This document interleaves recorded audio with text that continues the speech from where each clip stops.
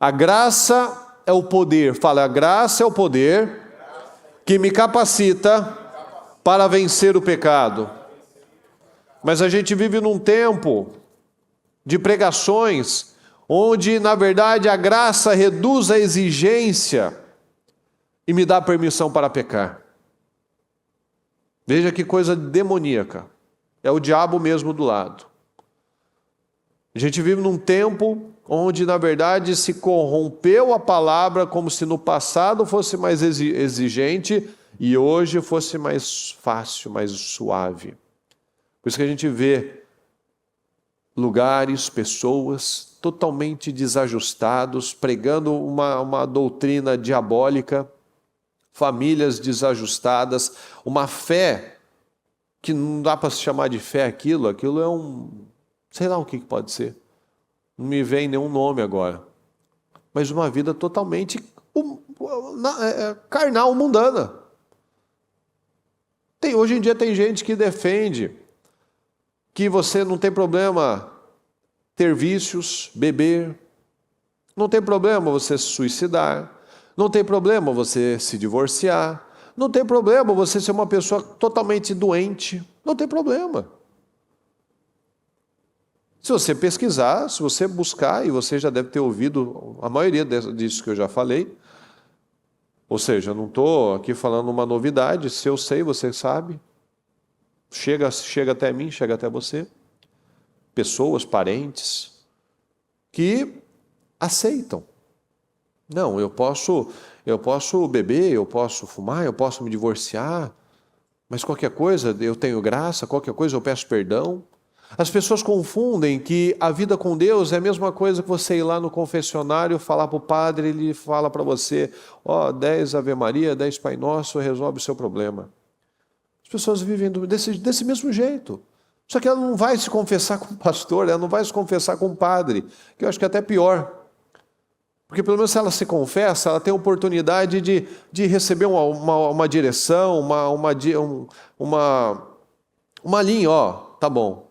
Maravilha que você veio aqui, você se confessou, você se arrepende. Então vamos trabalhar assim, vamos orar juntos, vamos fazer assim, vamos trabalhar dessa forma. Não, a pessoa simplesmente fica quieta. A pessoa não ora, a pessoa não pede perdão a Deus, ela não conversa com ninguém, ou seja, eu estou assim, vamos levar. Ela acha que engana alguém. Muitos têm vivido assim, eu não vou contar, eu não vou fazer, eu não vou me submeter, eu não vou me expor. A vida dela já está exposta.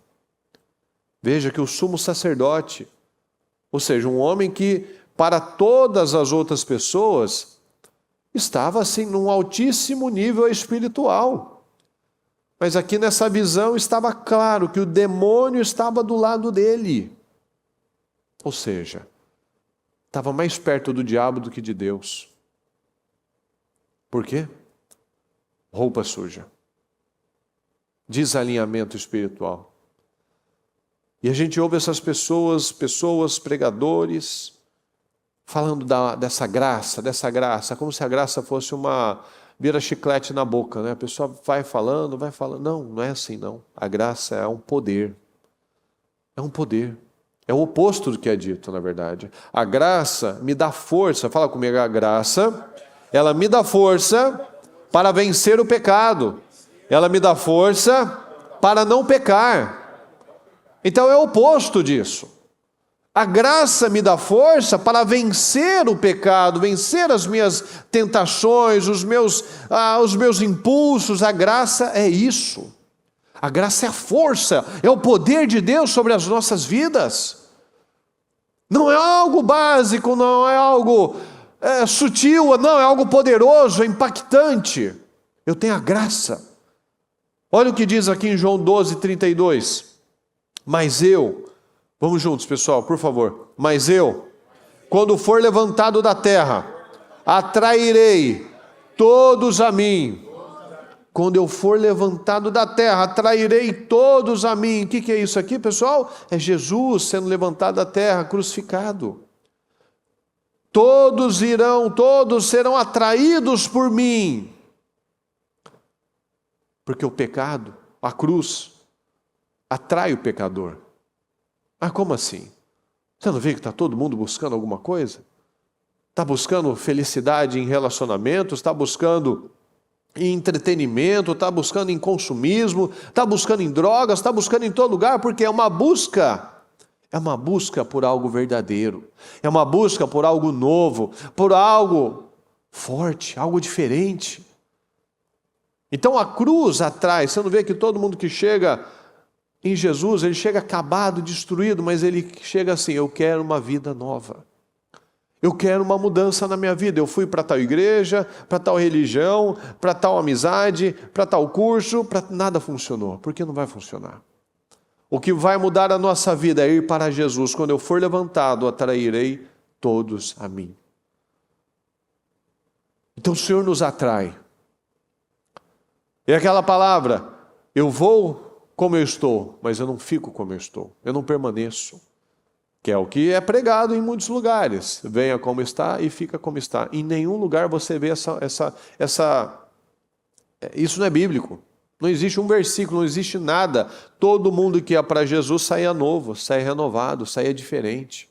Zaqueu chegou corrupto, pecador, ele saiu transformado. Hoje houve salvação nessa casa. A mulher que foi pega no ato de adultério voltou assim: ó, vá e não peques mais. Ou seja, ninguém que chegava com Jesus saía do mesmo jeito. Porque a vida com o Senhor, quando eu sou atraído pelo Senhor, é impossível eu viver da mesma forma. É impossível conseguir viver da mesma forma. Não dá. Não dá. A gente vê o Pedro, por exemplo, quando ele teve aquela experiência com Jesus, quando ele ouviu a palavra do Senhor, e ele lançou as redes. A primeira coisa que ele falou: Senhor, afasta-se de mim, porque eu sou um homem pecador. Ele não falou: nossa, mas que mágica que o senhor fez aí. Que coisa interessante, o senhor faz de novo aí para eu ganhar mais dinheiro? Não. Ele já viu a diferença naquele momento. Ele já teve pescarias, ele já pescou, a vida dele toda foi de pescaria. Mas aquilo surpreendeu ele. Porque ele fez depois de uma palavra: Senhor, nós trabalhamos, nós tentamos, nós nos esforçamos a noite toda. Não é o que todo mundo faz? Eu me esforço, eu trabalho, eu luto, eu acordo cedo, eu passo a madrugada lutando, trabalhando, como ele fez. E ele estava com as redes vazias. Certamente você, se precisar passar a madrugada, certamente, se precisa acordar mais cedo do que o normal, você vai levantar. Mas às vezes continua com as redes vazias. Às vezes continua com aquela falta. Ainda continua sem aquela fluidez.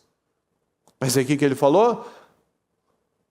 Mas por causa da sua palavra, sobre a sua palavra eu lançarei essas redes novamente. Eu vou lançar a rede depois que eu ouvir a sua palavra, que eu absorvi a sua palavra.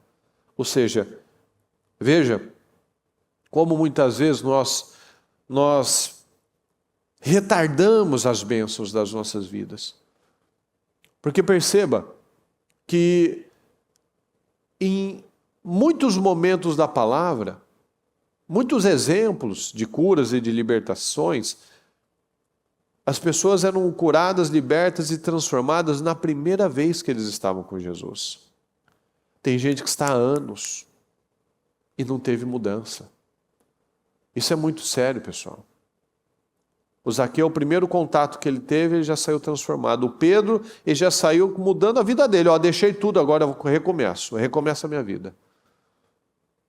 A gente vê o cego Bartimeu, ele ouviu falar de Jesus. E ele já se levantou para gritar, e ele queria uma mudança na vida dele. O endemoniado gadareno, que tinha legiões de demônios dentro dele, destruindo a vida dele, arruinando a vida dele. Quando ele foi liberto pelo Senhor, o primeiro ato dele, ele falou: Senhor, eu quero ir com você. Eu quero ir com o Senhor, eu quero pregar a palavra. Ele falou: não, volta para a sua família, para a sua cidade, e vai falar o que Deus tem feito por você. Como Deus foi bom com você. Era imediato. Então, quando nós tomamos uma decisão de verdade e somos atraídos pelo Senhor, a nossa vida transformada de uma forma rápida e brutal. Porque as coisas com o Senhor não são homeopáticas. As mudanças com o Senhor são radicais, são rápidas. Quando eu abro meu coração para que a palavra entre, sobre a sua palavra eu lançarei essa rede. Aí as coisas são rápidas, porque eu fiz com base na palavra.